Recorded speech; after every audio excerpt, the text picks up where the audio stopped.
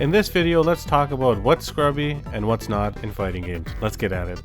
So earlier this week, there was an insane clip floating around the internet of Punk and Boost having a crazy match in Street Fighter 6, and then this sequence happened. I'm just gonna play it out, let you hear the audio.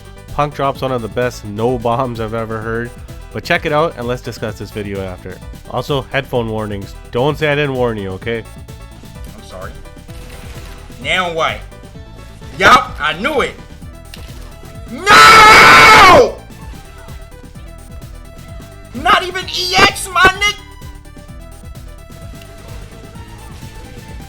So when I saw this play right off the bat, I just thought it was incredible. To me, it was such a high level sequence, but then going through the comment section, there were tons of people that just thought that this was a scrubby game or a scrubby play. And I'm here to tell you the difference between a real scrubby play and what we just watched right now. Now, I love Street Fighter 6 and I do think it's a very hard game, but does it have some scrubby elements? Of course, like, we can't lie to ourselves. Let's look at some. Drive rush, overhead being safe, so I get my turn back. That's pretty scrubby.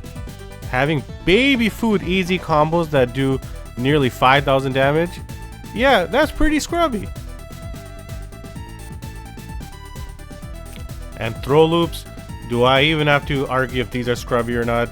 We all hate them, let's be real. Now this entire sequence is the exact opposite of, something that's scrubby. It's a high level chess match grandmaster level calculation. And just looking at the first sequence over here, Boost has the, the awareness to know that a light punch DP is going to go right through this and he's going to keep that pressure on. That's a very high level play, just knowing that exit. And then this play over here is so insane. And I see people saying that it's just a drive dash forward uppercut and it's so scrubby, but you know what is actually happening here? He is testing Punk's reactions because he knows Punk is capable to check these drive rushes, and I'm going to show you exactly what I mean in this next clip when I slow it down. Alright, so when I slowed this video down to 10%, look at this drive rush forward. Punk actually throws out a standing light kick, so as you can see, you get the counter hit off. 99% of players online cannot check this move, and that's why it's so special, because the vast majority of us would have been safe here. We would have just blocked because we don't have the reactions to counter this. But Boost was able to know that Punk is one of the very few players that can actually challenge a drive rush from this close, this fast, and he used that calculation to do an uppercut. This wouldn't work on anyone else but an ultra grandmaster like Punk, and that's what makes this play so special. So that's the one takeaway I want people to have from this video. This isn't a move that Boost is throwing out to know the Cammy matchup or whatever. This is a move that he's doing to know his opponent.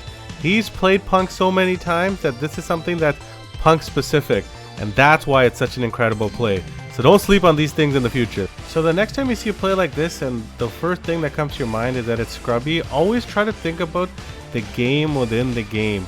These players know each other so well, they know each other's tendencies. What they're doing against their opponent is not necessarily what they're going to do against you when they play you. They're playing each thing specifically to that moment.